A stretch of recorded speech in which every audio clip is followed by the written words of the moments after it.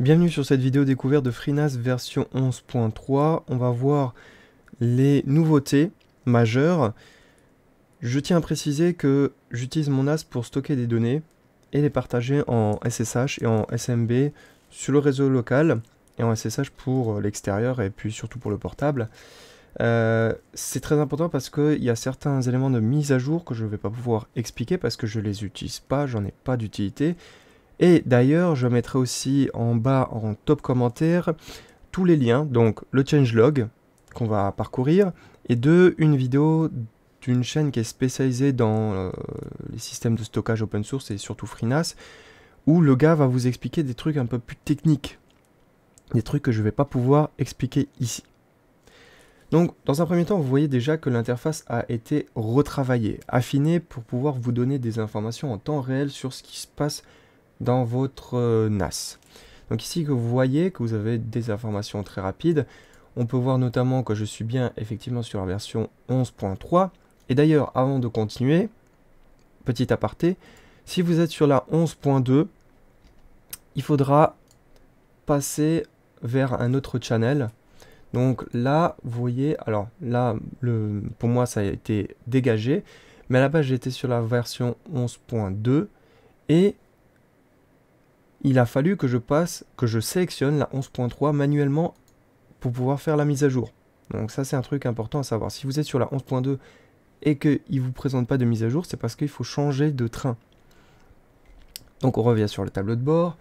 On peut voir ici le CPU avec la charge sur le CPU, le nombre de threads, donc le nombre de... pas de cœurs. Je me plante toujours sur le thread et les cœurs. Mais ici ils sont bien séparés par 4. On a aussi la température dès qu'on passe dessus, donc c'est à 41 degrés à peu près. La charge aussi qui est très, ben là elle est très basse, donc il n'y a pas de barre bleue, mais dès que ça passe vers 17-20%, vous verrez des barres bleues apparaître. Ici on a tout ce qui concerne la mémoire. Très rapidement on voit ce qui est libre et ce qui est utilisé. On a aussi les différents volumes qui sont présents, ici avec une belle image de disque dur qui permet visuellement de les repérer très rapidement. Et aussi les interfaces Ethernet, enfin les interfaces de connexion vers le web qui sont présentes ici et puis qui vous indiquent en temps réel. Donc là il ne se passe rien. Mais hier soir quand j'ai tout simplement téléchargé des éléments pour ensuite les stocker sur mon PC local, donc je télécharge tout de mon NAS vers mon PC local. Ici on voyait en temps réel, ça veut dire vraiment toutes les secondes, les valeurs elles étaient mises à jour pour refléter en fait ce qui se passe dans votre NAS. Ça c'est très bon point. Donc on va voir très rapidement ce qu'il y a ici. Donc Re-Implementation Replication Engine. Donc je vais vous l'expliquer très rapidement. Je me suis un peu informé sur ce truc. C'est pas trop compliqué. Simplement c'est cet élément que vous voyez ici. Vous avez votre NAS qui a un espace de stockage avec les données qui sont dessus. Et vous allez lui dire, par exemple, à chaque fois que vous allez mettre à jour, rajouter des dossiers, des éléments, des fichiers ou supprimer, en fait, tu vas recopier l'intégralité de ce qu'il y a dessus et me faire une copie conforme sur d'autres services. Donc là, on a marqué IBM, Oracle et MySQL, mais sur FreeNAS, vous pouvez balancer ça sur Google Drive, S3 de Amazon, Backblaze aussi, il me semble OneDrive, n'importe quel service de Microsoft aussi. Voilà, en fait, ça fait une copie automatisée. Ensuite, on a ACL Manager, donc ça, je ne pouvais pas vraiment pouvoir l'expliquer.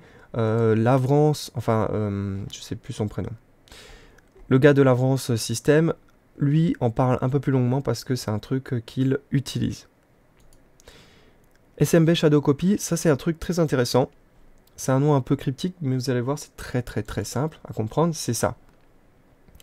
Quand vous avez un fichier, par exemple, sur votre serveur NAS, il est possible de créer un système de sauvegarde qui va créer des copies au fur et à mesure que vous allez sauvegarder votre fichier, qui aura de différentes versions.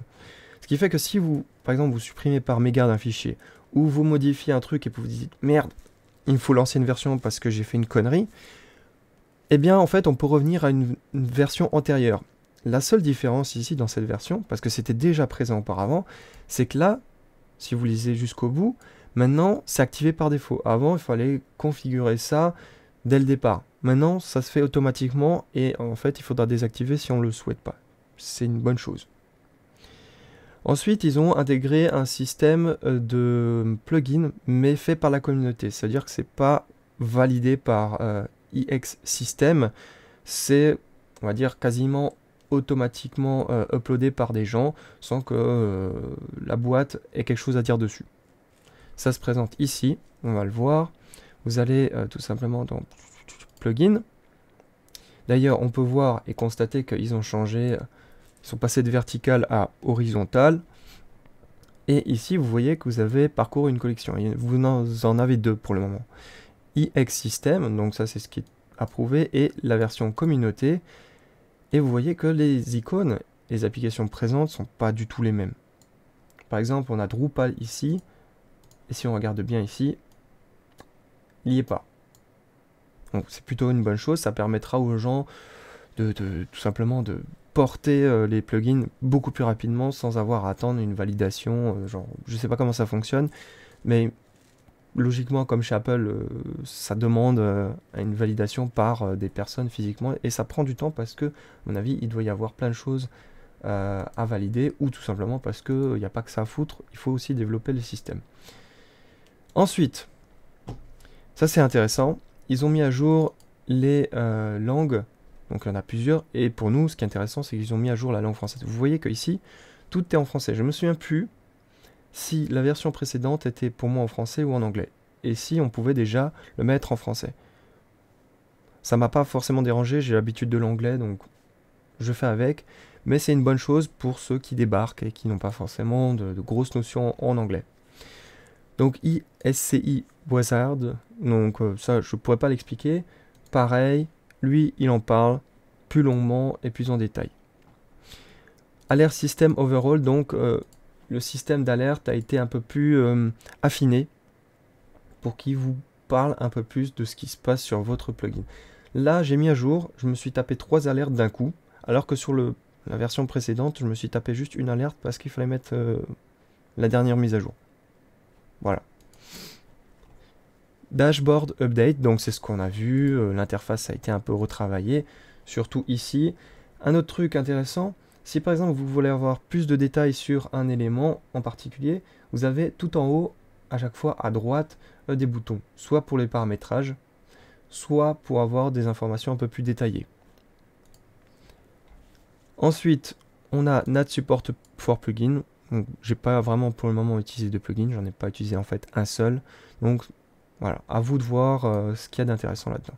Full Featured 2.0 API. Pareil, j'ai pas d'utilité, ça c'est surtout pour les développeurs. Large Pool Creation Assistance, là c'est pour vraiment les gros espaces de stockage avec un nombre de disques assez monumental. Étant donné que j'ai un petit NAS avec juste 2 baies, donc 2 disques durs potentiels, voilà, ça m'intéresse pas vraiment. Et ZFS Performance Optimization, donc en gros ils ont encore amélioré les performances du format, enfin c'est pas format, je sais pas comment on appelle ça, enfin ZFS comme NTFS, comme FAT32, la méthode de stockage des fichiers. Je pense avoir fait le tour. Faites aussi un tour dans les rapports parce que ça a été amélioré. Je me souviens que dans ces stats, c'était toujours une catastrophe.